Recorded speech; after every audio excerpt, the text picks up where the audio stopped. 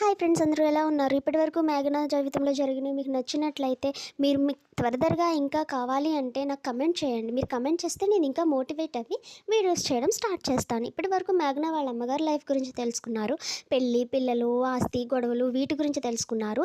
ఇప్పటి నుంచి మేఘన జీవితం గురించి, ఇటువంటి పరిస్థితుల్లో మేఘన లైఫ్ని ఎలా లీడ్ చేసింది, ఎలా ముందుకు వెళ్ళింది, ఎలా సక్సెస్ అయ్యింది, ఆ సక్సెస్ గల కారణాలు ఏంటి, తనకు ఎవరెవరు తోడుగా ఉన్నారు, ఇవన్నీ నెక్స్ట్ వీడియోస్ నుంచి మీరు తెలుసుకుంటారు.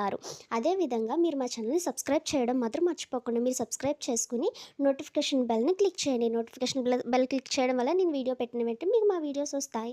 సో ఇప్పటి వరకు మీరు విన్న కథ అంతా మేఘన కుళాయి దగ్గర ఆ క్యూలో నిలబడి ఆలోచించింది. తను ఆలోచించిందంతా నాకు చెప్పింది, నేను మీకు చెప్పాను. అలా ఆలోచిస్తూ ఉండగానే పెద్దగా తనకు ఒక సౌండ్ వినిపించింది. ఓ అమ్మాయి, నీళ్లు పోతున్నాయి, మళ్ళీ బిందెలు పక్కకు పెడితే మా మీద అరుస్తావు, తీసుకుని వెళ్ళు అని వాళ్ళు అరవగానే తను మెలకు తెచ్చుకుని ఇంటికి వెళ్ళిపోయింది. ఇంటికి వెళ్ళిపోయిన దగ్గర నుంచి తన లైఫ్ ఎలా స్టార్ట్ అయిందో నెక్స్ట్ వీడియోస్లో తెలుసుకుందాం. బాయ్ అందరికీ.